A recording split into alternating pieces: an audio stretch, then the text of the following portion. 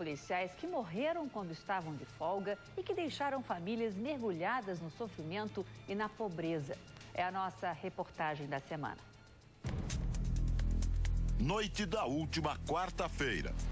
As câmeras de segurança desta lan house registram a chegada de assaltantes. Um deles se senta e fica de olho no movimento. Em seguida, 2 bandidos tentam roubar os computadores. Um deles tomba o celular de um cliente. Outro assaltante fecha a porta. Fora do alcance da câmera, no fundo da loja, acontece um disparo. Os assaltantes fogem. Um dos clientes sai apavorado em busca de socorro. A polícia chega. Em seguida, os policiais aparecem carregando um corpo. A vítima é o policial civil Agenor Ferreira, de 41 anos, morto com um tiro na cabeça ao reagir ao assalto. A lan house já tinha sido assaltada várias vezes. Ele era filho da dona e estava no caixa. Foi mais um latrocínio, roubo seguido de morte, o tipo de crime que mais cresce no estado de São Paulo. A diferença é que, desta vez, a vítima era justamente um agente do Garra, o grupo de repressão a roubos e assaltos da Polícia Paulista. A morte do policial deflagrou uma ação espetacular dos colegas. Mais de 200 homens foram mobilizados e em menos de 48 horas, os 4 assaltantes foram presos. Um deles foi exibido como um troféu. Mostra meu rosto pra ele.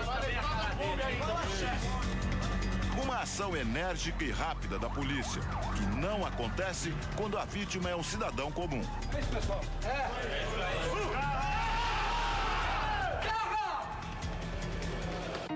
Na semana passada, o Domingo Espetacular mostrou o caso do jovem Roberto Roio Júnior, de 22 anos, dono de uma produtora de vídeos.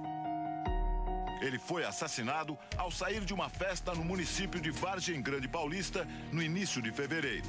Tudo o que havia no carro foi roubado. Até agora, a polícia não tem sequer um suspeito.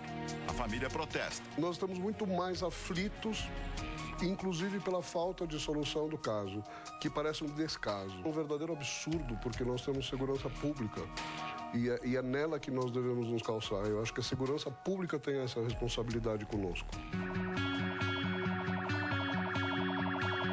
Especialistas em violência urbana questionam a atuação diferenciada da polícia quando a vítima é um colega de trabalho. A rapidez com que eles pegaram, a não violência com a apuração dos fatos, deveria sim ser transferida a todos os demais casos, não só em São Paulo, mas no Brasil inteiro, que nós sabemos que quanto mais pobre ou mais longínquo o estado, essa situação fica muito pior.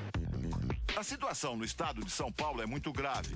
No último ano, os casos de latrocínio tiveram um aumento de 21%. Na capital foi ainda pior. O aumento foi de 64%. Os números demonstram a ineficiência do Garra, grupo chefiado pelo delegado Oswaldo Nico Gonçalves, e que tem a missão de investigar e combater esse tipo de crime.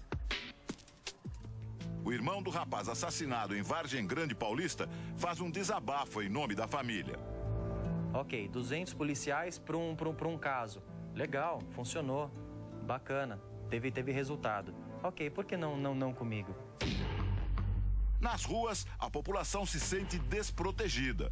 A gente tem medo, né? Porque a gente sabe que a gente não está livre disso. Não nos sentimos seguros e hoje, mais do que nunca, haja vista que estão até atacando os próprios policiais.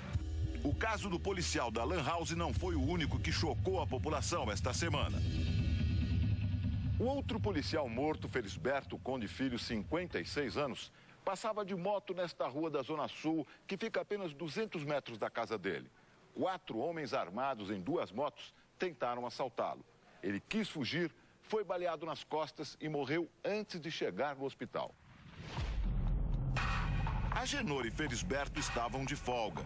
Toda vez que um policial morre fora de serviço, uma família fica desassistida. Nestes casos, os familiares recebem uma pensão equivalente a apenas cerca de 70% do salário do policial e não têm direito a qualquer indenização paga pelo Estado. Laísa não se conforma com a morte do marido, o policial Alexandre Ferraz. Ele foi fuzilado com mais de 6 tiros neste cruzamento na zona norte de São Paulo, bem perto da casa dele. As fotos dizem exatamente o que ele era. Um homem feliz, que amava a família dele. Eu perdi tudo. Tudo. Eu não perdi um marido. 8 meses depois da morte do marido, Laísa e os 2 filhos passam dificuldades. Eles têm que sobreviver com pouco mais de R$ 1.400 por mês. É um absurdo. Não pode, porque ele tem, o policial, ele merece essa atenção, que pelo menos a família esteja resguardada. Carregar! Apontar!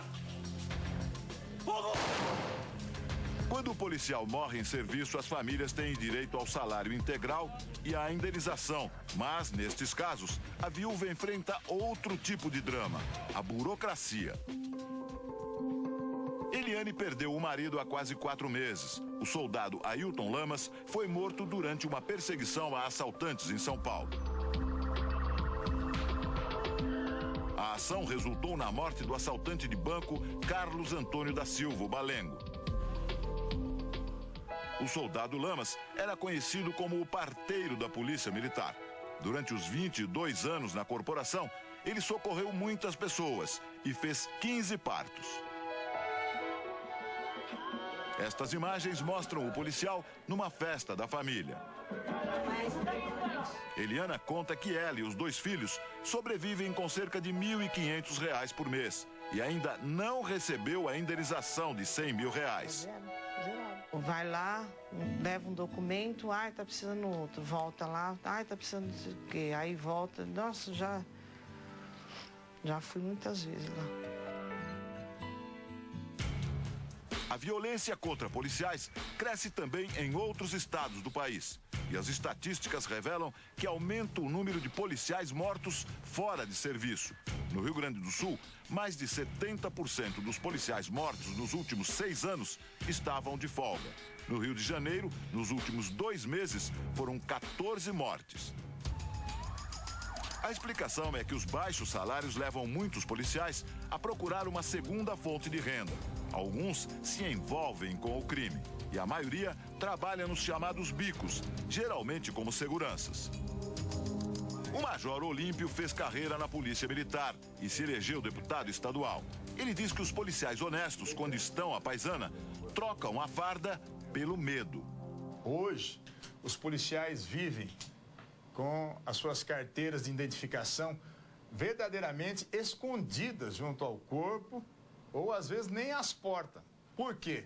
Se identificado for numa ação em que ele está sendo vítima de uma abordagem, de um assalto, se for identificado que é policial, aí é sentença de morte. A execução do policial Alexandre Ferraz foi um duro golpe na vida da família. A esperança agora é conseguir uma indenização na justiça. Eu espero que eles tomem uma providência, que eles, revejam isso, que eles mudem essas cláusulas e que eles não mais deixem as famílias dos policiais nessa situação de miséria. Eu tenho que acreditar na justiça, que a justiça vai ser feita. Ele merece isso.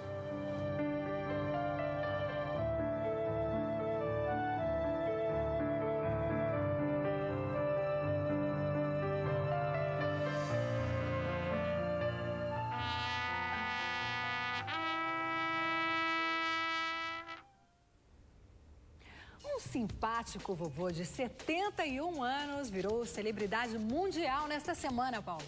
O vovô foi multado por excesso de velocidade. O detalhe é que ele só pilota, ou melhor,